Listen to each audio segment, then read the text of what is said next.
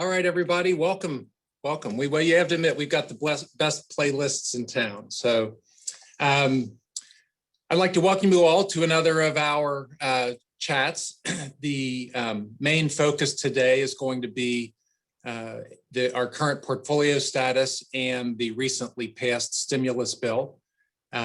With me today, as usual, is Doug Johnson. As you know, Doug is one of the partners here at HCM and chairs our investment committee.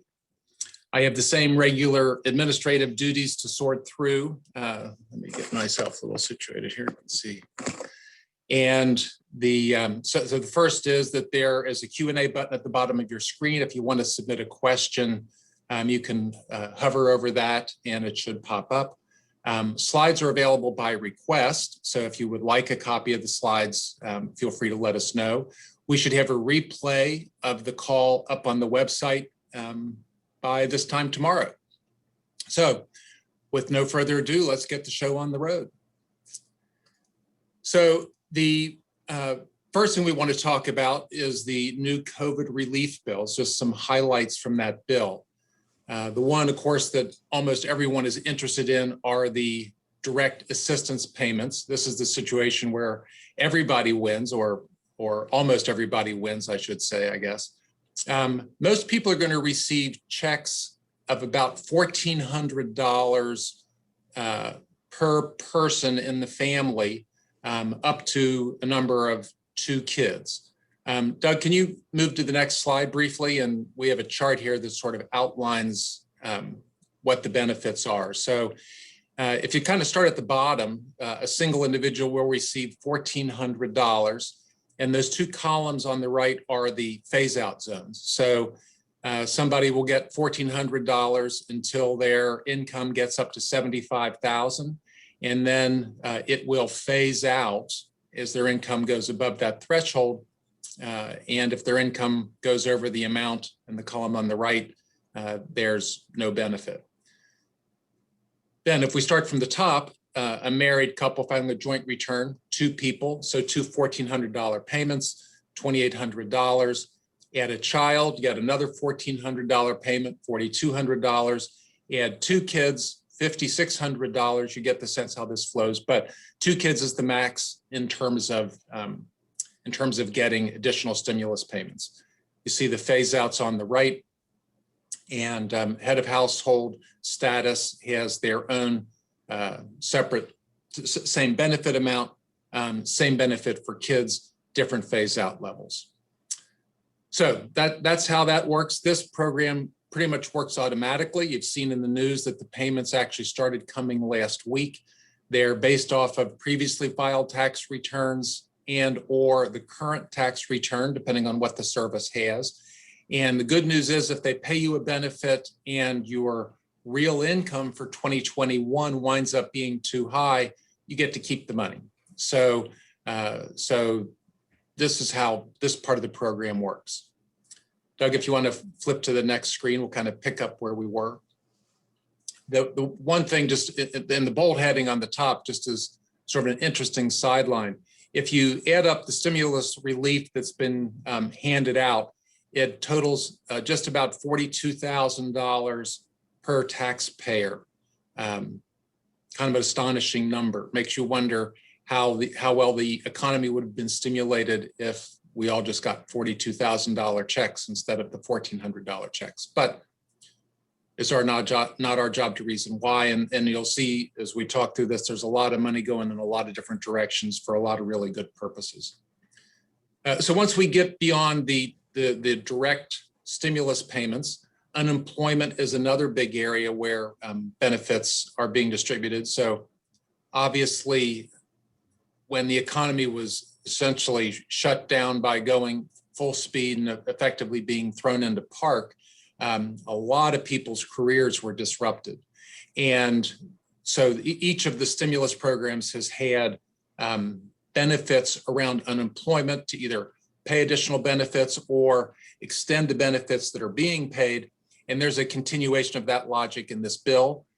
What we have essentially is an extra $300 of federal unemployment insurance that'll be paid Those payments will last through September 6th. So the last set of payments were scheduled to stop just last week. They signed the bill. One of the driving motivations, and politicians work off at deadlines. The big deadline that drove the passage of this bill was the ability to continue these unemployment payments. So that was a success. And again, the extra $300 checks will flow through early September. Food assistance, again, another area as people's jobs have been disrupted and so forth, the issue around making sure that the lesser fortunate families have access to nutrition. Of course, there are two big national programs for that. One being SNAP, which is the Supplemental Nutritional Assistance Program. That's the old food stamps program. And WIC, which is short for Women, Infants, and Children. Both of those programs received a great deal of funding through these stimulus programs that are being distributed now. And of course, the big one, the one that we're focused on primarily as a financial planning firm, are the tax provisions. So I guess the newest item, if we want to, this isn't really a relief item, but the newest item was passed yesterday, and that is an extension of the filing deadline. So you remember last year, April 15th got punted to the middle of the summer. This year, the service has added a month. So we're going from April 15th to May 17th for individual tax returns to be filed. Another sort of thing under the freebie category, the tax freebies, is the $1,400 that we just talked about will be tax-free. So families that receive, no matter what the amount is, between individual and spouse, individual, spouse, and kids, those will be tax-free receipts. And another amount of tax-free income is going to be unemployment. So we just talked about unemployment benefits. For unemployment that was received in 2020, it's important to distinguish the years here because some of these benefits kick in 2021 and others are available for 2020. And the unemployment relief is a 2020 benefit. Essentially, if you received up to $10,200 of unemployment, that can be treated as tax-free income. And if both husband and wife received unemployment benefits, then there can be $20,400 received tax-free. So that's a big benefit because a lot of people received some form of unemployment last year, and unemployment is typically a taxable benefit. So that is a big relief. The next two elements of tax preference or tax benefits that I want to talk about involve family tax credits. They're both, the terms are all, the titles of these are almost identical. So one is the child tax credit and the other is the child and dependent care tax credit. Both of them have gotten about $1,000 boost. The child tax credit, if you remember, at the end of 2017, the Tax Act that was passed eliminated personal exemptions. And so it used to be when you filed your tax return, you would add up all the people in the household and you would get a tax deduction, an exemption for everybody in the household. That was done away with. Now families get relief by receiving a tax credit for children, and that's this child tax credit. Essentially what's happened is it's been increased from $2,000 to $3,000. For children under 6, it's been increased to $3,600.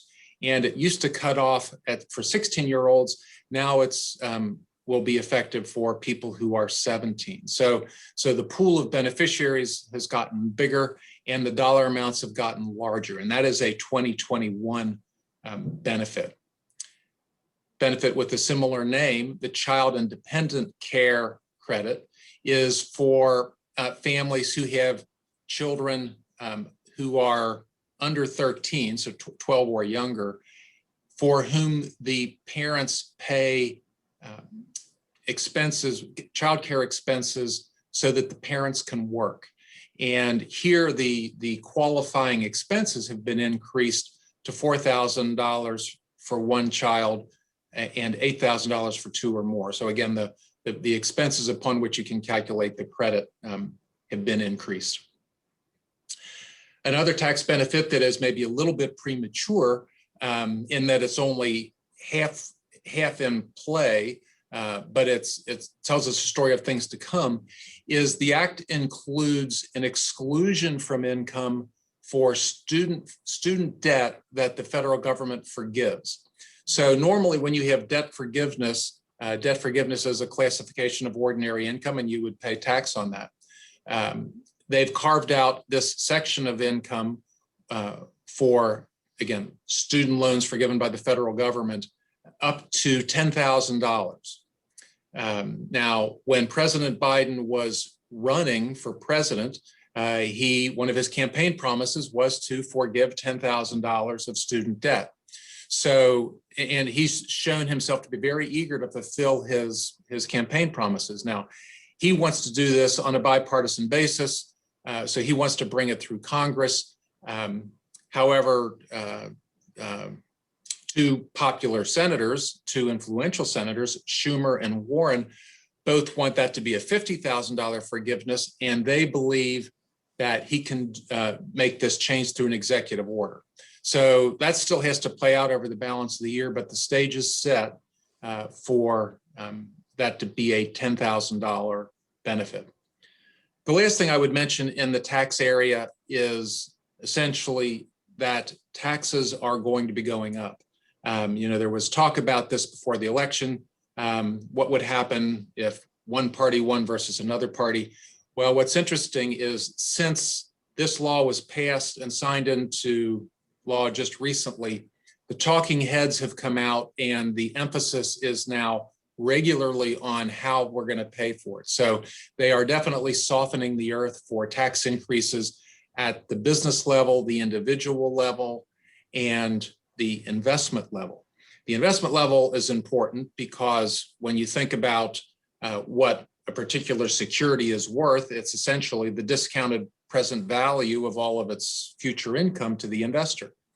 Well, if taxes are doubled on investments, and that's the working proposal to increase the capital gains rate from 20% to nearly 40%, then that will change the present value of these future cash flows and should, at least theoretically, reduce the value of investments. So that's something that investors would have to absorb if we ever got to that point. Certainly individual tax rates are going up on business, and certainly individual tax rates are going up on the highest income taxpayers and what are classically referred to as the 1%ers. One of the things that President Biden did promise is that no one who had income over $400,000, who had income under $400,000 would see an increase in their taxes. Yet all through the campaign and even as of yesterday, they refused to answer whether that's $400,000 for an individual or $400,000 for a family, which would make a big, big difference. Just a couple of things I want to touch on besides tax provisions. Obviously, one of the most contentious issues here when this was being discussed in the Senate was benefits being paid out to state and local governments. That did pass. There's $350 billion going out to state, local, and tribal governments. Pretty much self-explanatory, not a lot of strings tied to that money as I understand it. And finally, public welfare. One of the things, so a lot of money is going to be going into COVID research, follow-up tracing, and research to help identify and deal with future outbreaks similar to COVID. Also, there has been, the government will pick up the COVID related COBRA payments. So if somebody loses their job because of COVID and wants to stay on their employer's health care, of course, that's COBRA, but the employee has to pay those premiums. Well, the government will step in and pay those premiums for you. The last thing I wanted to mention is there are billions of dollars going into housing related programs, rental assistance, and things of that nature. So that kind of summarizes the comments I wanted to make about the COVID bill. Doug? Sure. So Mike, before we transition, we had a question come in that was somewhat tax related. So I wanted to go ahead and address that now. The question was, will the state delay their filing deadline along with federal? So we don't know the answer to that question yet. The presumption is yes. Last year, when the Feds extended, they had extended for weeks or maybe a month before the state started to get in line.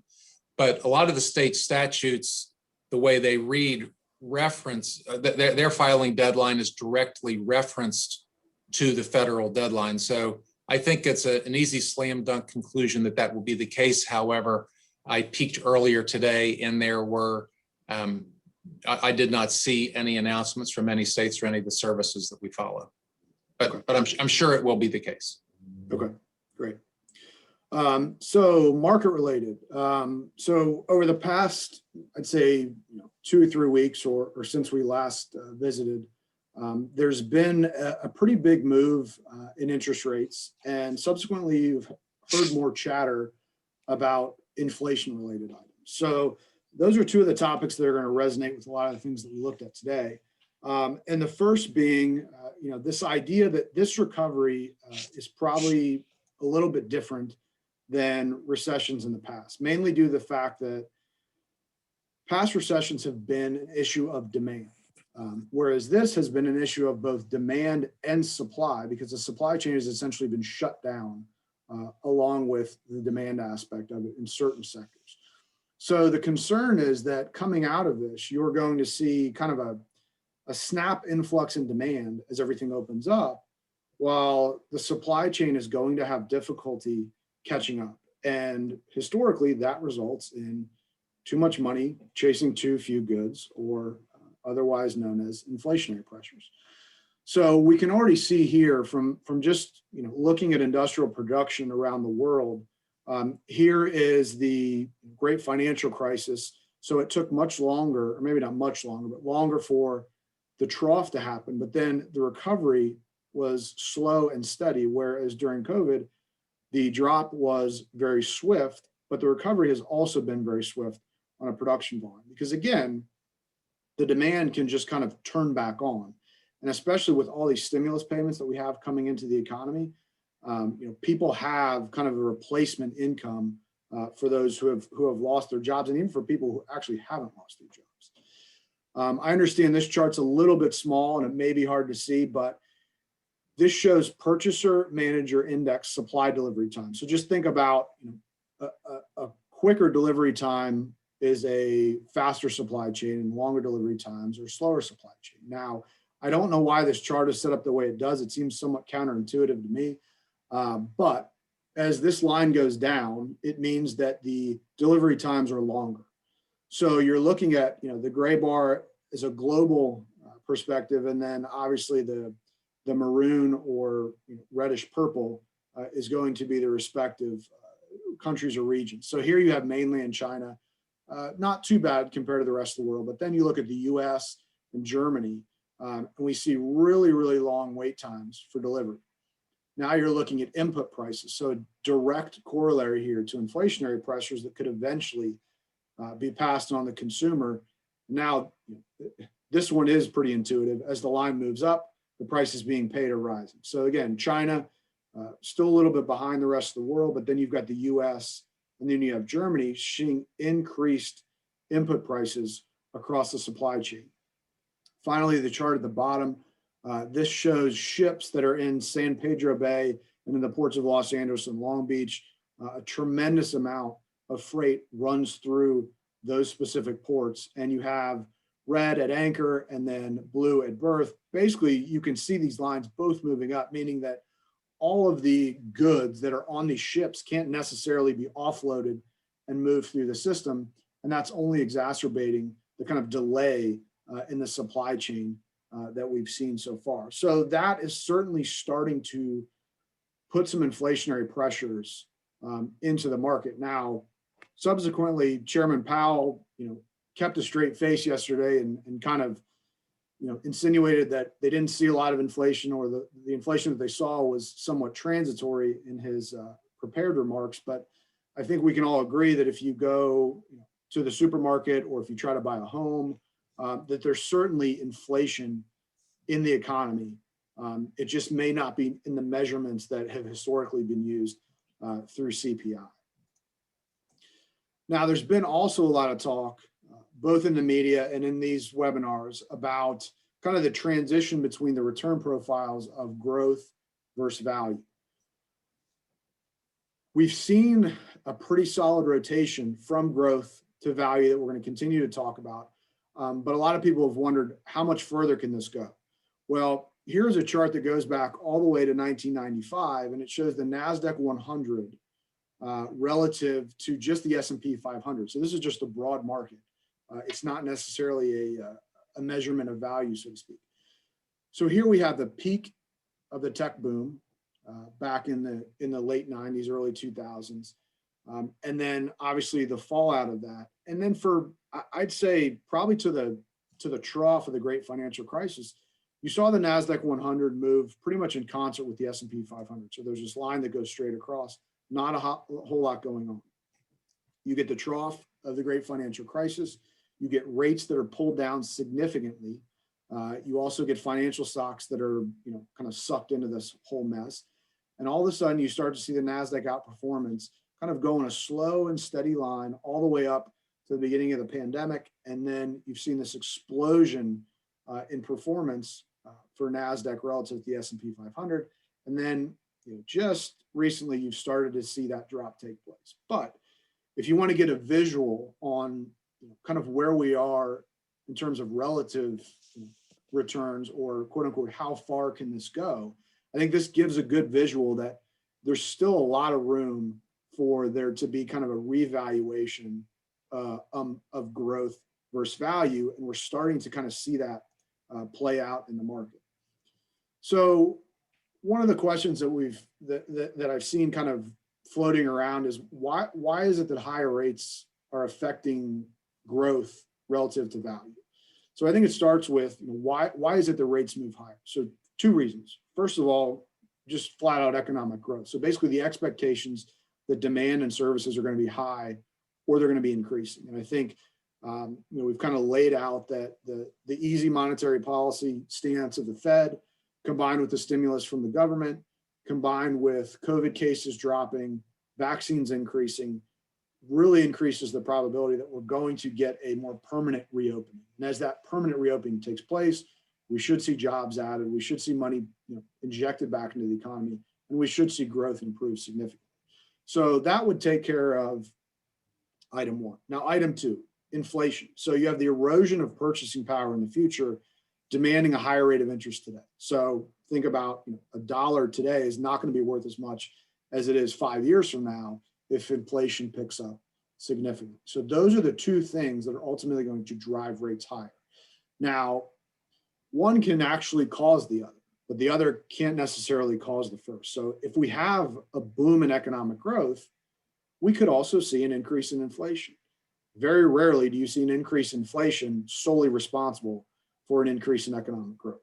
But what I think we're seeing right now is you're seeing both of these things kind of play themselves out at the same time. There's obviously expectations for growth, but I think there's also expectations for inflation being built in. So you've got this kind of tug of war on which one is going to be the good driver, which would be number one, versus the not so good driver, which would be number two, and which one of these things is going to dominate.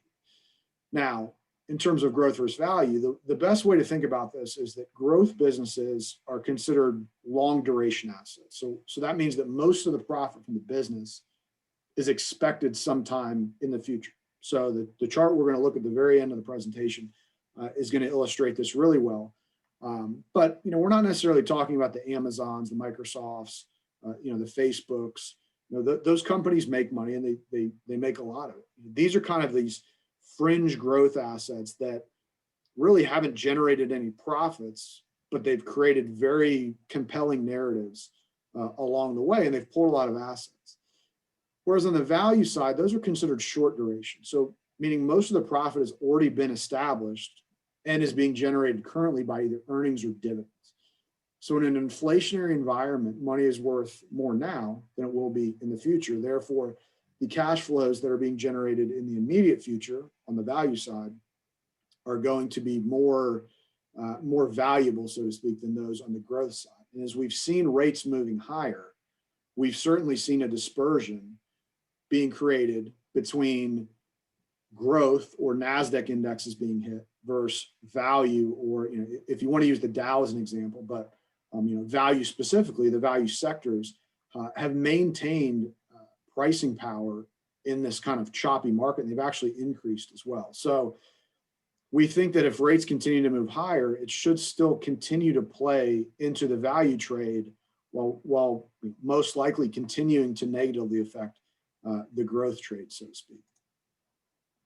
To see this visually, this is value versus inflation. So the graph or the legend on the left here basically just shows the annualized outperformance of value versus growth. So when we see numbers above zero, that means value outperformed growth, and below vice versa. And then we have decades going back to, I believe, the 30s on here, and then the annualized inflation rate here at the bottom.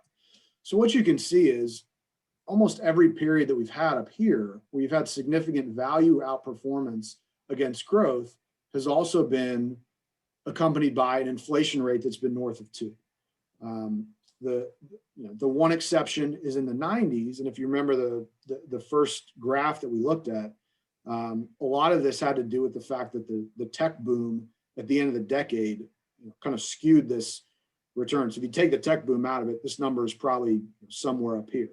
And then obviously the 2010s, when rates were significantly low, you had a big growth outperformance. And then in the 30s, when you kind of had the Great Depression, rates were pulled down, growth assets also outperformed them. So if we're thinking about inflation, we can see here visually that value is most likely to maintain a performance edge over growth assets in that environment. Now, where have rates gone? Where are inflation right now? So I tried to update this chart today, but these measures actually don't update till the end of the day. So when I looked, the market implied inflation expectation rate was still around 2, so this is accurate. But the 10-year Treasury is actually closer to 1.72 now than 1.62. So you can see the market's implied belief in inflation is kind of slowly moving up, whereas the actual Treasury rates, the nominal rates, are really spiking hard. So that could indicate, again, as I mentioned earlier, that you're seeing rates being pulled up by a mix of not only inflation expectations, but also economic growth expectations as well. Hey, Doug. Yeah. With regard to that, if you can flip back just quickly. Sure. With regard to that spread, I think it's important to realize when we talk about the government is artificially manipulating rates, what we would normally expect to see. So would this be an example of a negative real return? Let's say yes. Right now it would be yes. Right, because you're buying 10-year securities that are paying less than inflation. Normally, these would be reversed, and what would you say, like 150, 200 basis, 1.5 to 2% spread? Yeah, and you can see it right here. I mean, here's the nominal rate versus the inflation rate. So you have the positive real yields there, whereas now it's negative. Yeah. As Doug said earlier, Jay Powell yesterday said with a straight face, and I think he had to practice that in the mirror before the meeting, that he didn't see much inflation. If he did, it was going to be transitory. That might be true about inflation, but the market has a way of adjusting interest rates, and we know with a long history what the normal spread is, and the sort of overall market expectation is that they're going to slowly allow that yellow line to keep gradually moving higher, and it should be, because right now people are the only guaranteed loss in town is to buy what's normally the safest asset, which are treasury bills, Sure. because you got to pay taxes and inflation. Yeah, and I think we've mentioned before also that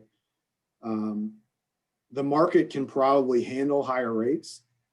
It's just how quickly does it happen? I think right now, with these days where we're seeing the 10-year treasury move up 10 basis points in a day, the market's getting a little bit of indigestion, so to speak, particularly on the growth side.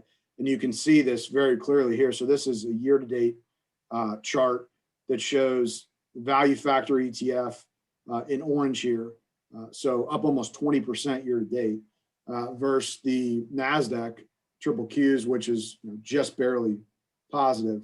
And then you have the 7 to 10-year treasury bond all the way down here at the bottom, which is kind of a proxy for the 10-year treasury, down almost 6% with the rate move. What you can see here is that this kind of point right here, where growth starts to roll over, and then this line really starts to get going down south, right? When it starts to move, this starts to move, and that indigestion that I mentioned before, you're specifically seeing it now in the NASDAQ as they're trying to grapple with, repricing some of those asset classes with the idea of higher rates. So, we've definitely positioned portfolios to be more on the value side, and I think that's certainly been a tailwind as we've seen kind of this rate volatility, and for the foreseeable future, we would expect that to continue. So one of the other things we wanted to touch on today was discussing some of the behavioral biases that investors face, and these aren't new, or they haven't just kind of popped up since the beginning of last year, but we think some of them have kind of been exacerbated further and led to some of the conditions that we're seeing right now. So we want to just touch on a few of these. We'll probably put a more comprehensive presentation focused on behavioral biases here in the next few weeks, and we'll certainly let you know when we get that out. But for now, let's start with the recency bias. So this is the tendency for an investor to weigh recent information more heavily than anything else. So if you think back to 2020, for a majority of the year, the dominating return factor was mega cap tech, NASDAQ. And that had kind of been the dominant theme for the greater part of the decade, along with some of these other ones.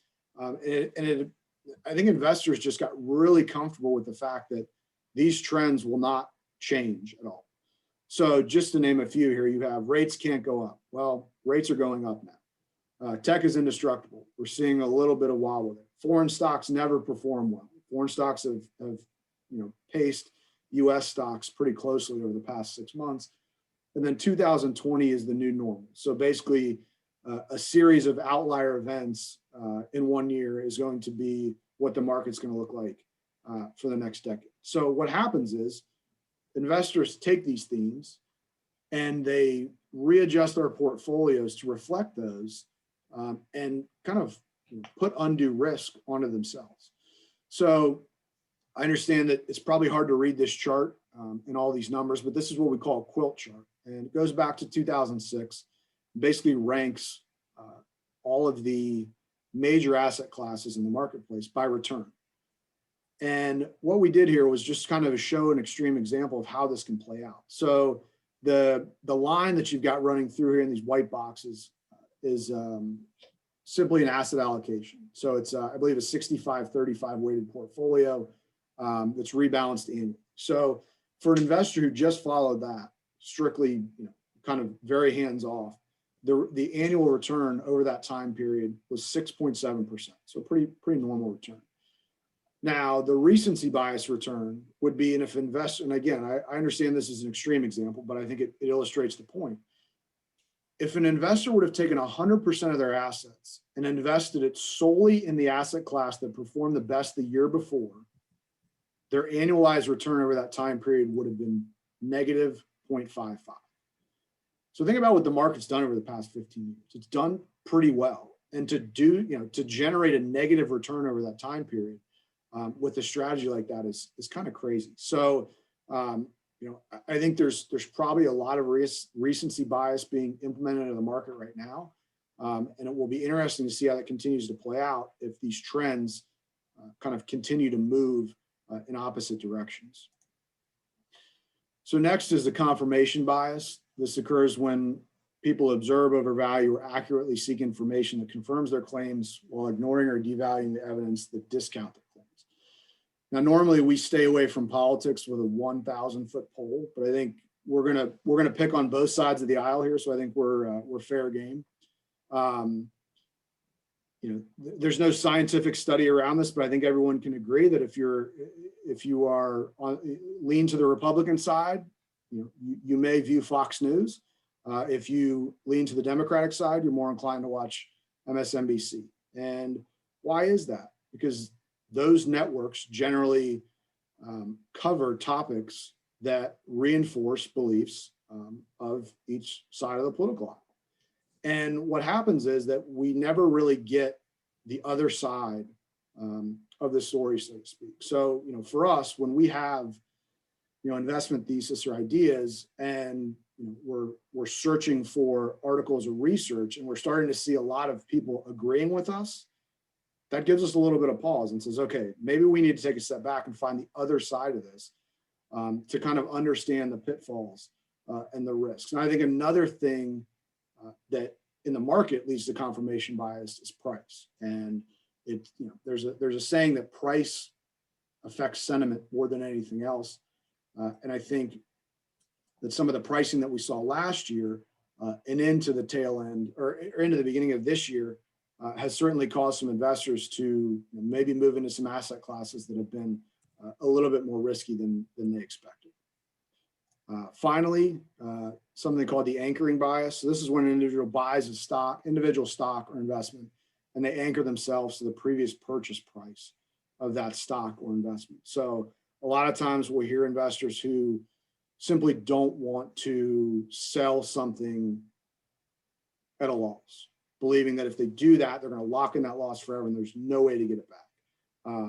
When the reality is that if you have found a better option and you simply sell that position or that stock and move to something else, if that new position performs well, then you haven't locked in that loss. You've actually regained it and you could even perform a little bit better. Now, to kind of show this in practice here, this is a real company chart that I'm showing from the past 10 years. I'll give everybody 5 or 10 seconds to look at it, see if they can guess what it is, and then I'll let you know exactly which company this is. All right, all guesses are in. So this is GE, and I'm sure a lot of people over the past 10 years have looked at GE and said, I know GE has gone through some problems, but I bought it at pick a number and I don't want to get rid of it. I have to wait till it comes back. Well, for a majority of folks, those purchase prices that were done around here, they're still underwater. And looking at this area and what the market did during that time, the investment could have been sold, moved somewhere else, and that loss recouped. Now, I don't want to pick on GE or GE investors. That's just the company that we used in this example. So anchoring bias is important to understand so people don't get caught up in the idea that they can't, quote unquote, adjust their investment thesis if the facts were to change. Now, lastly, this is a chart that we ended with last time, but I think it's so amazing that I want to show it again. But think about the biases that we just talked about: confirmation bias, recency bias. So in order for a index, this is Goldman Sachs non-profitable tech index, to get an index filled with companies that don't make any money, to have this type of return profile, you have to have these biases working overtime in some of these conditions. Now, what I can say is that if you look at kind of the mega cap tech names since probably September 1st, a lot of them have just kind of gone sideways. What I can almost guarantee you is that a lot of investors who put money to work in this area here are going to, or already running into anchoring bias issues right now, because they've purchased things that I think on the surface were, risky to begin with, but they saw the price was going up. They confirmed with reading things that looked at their opinions, and they just could not help themselves. But now, as rates are going to move up, this line could look a lot different than it is right now, going straight up. So again, it's important to just recognize these. Every investor fights them. We fight them here, but recognizing them and doing what you can to overcome them, I think is an important aspect of being a good investor and being a good portfolio manager. So, Mike, I think we've got one or two questions that have come in. One I'll go ahead and address right now. The first was, stop sharing that screen. So the first was, does HCM consider using any kind of put strategies to protect investor portfolios? So I think that, using options can be a valuable tool. I think on a firm-wide basis, it's hard to implement something like that across the entire book. But we certainly have looked at individual cases and said, okay, clients concerned about this. What are the options? And puts have certainly been available. What I've found, though, is 9 times out of 10, we go through the process of laying out everything, and then the client sees the cost of the put and they balk. Because it is an expensive proposition to use to insure almost all of the equity risk in the portfolio. But what I would say is, if that's something you're interested in, please reach out to your advisor and we can give you a more detailed breakdown of what that might look like. Yeah, I would add to that while, as Doug said, we do that in select situations, we would also and currently on the fixed income side have incorporated managers that have the ability to do those types of things. Most of our risk management is done through asset allocation. So we will increase or decrease equity exposure, or, as most of this presentation is discussed, managing the risk within asset classes, with the growth section, growth assets being the most expensive and sort of falling out of favor based on the cycle, and reweighting the portfolio towards the value side where valuations are better and the cycle favors that. So there are different ways to accomplish that goal. And I would say we dabble in all of them. As I said, on the fixed income side, we have some active managers now that have the ability to do those types of things for the reasons that you've seen when we showed interest rates. We need to be able to manage a rising interest rate environment with tools like that. And then last question, are you concerned at all that that the current value trade has, quote unquote, been priced into the market with the moves that we've already seen? Yeah, I mean, I think one thing that's come out of this is that return profiles have been condensed in a tremendous fashion. So you're seeing returns that normally would take months and or years to play themselves out, happening over the course of weeks. So I think it's certainly, it makes you take a step back and say, all right, has all this actually taken place? But I go back to some of those charts that we looked at earlier, specifically the one that shows the NASDAQ versus the S&P 500. And I think that if we continue to see the type of economic activity that we're seeing now and that we expect in the future, I think that portends to even further moves for the value side. I don't think it's going to be a straight line, and there certainly could be fits and starts to it. But I think certainly over the next few months, I think value still has some room to run. The other aspect of seeing those returns condensed so much is the willingness to kind of be more nimble, I think, than you'd normally be, and maybe trading a little bit more, taking advantage of profits when they're available, knowing that they could vanish as quickly as they've showed up. Yeah, I don't think I have anything to add to that other than historically we know that these periods of relative outperformance, as Doug said, although it can have not go in a straight line, often last a decade or more. So as long as the economic trend favors this style, even though it has gotten a good jump start, our considered opinion is that we will certainly do no worse and likely better by having the overweight in the value side. Okay. So it looks Anything like, else, Doug? yeah, it looks like we just had one more question come through. Does HCM have a growth portfolio? So we actually do have, an offering that tends to lean more on the growth side. And if you're interested in that, please reach out to your advisor and we can get you the details. Yeah, so just briefly, for people that don't know, we run 3 all-stock portfolios. The dividend growth portfolio is the one that you hear the most about because it's so aligned with our mission of helping people plan for retirement and creating reliable income streams. But we also run a portfolio, an all-stock portfolio that's dedicated to growth, and another that is built around ESG concepts.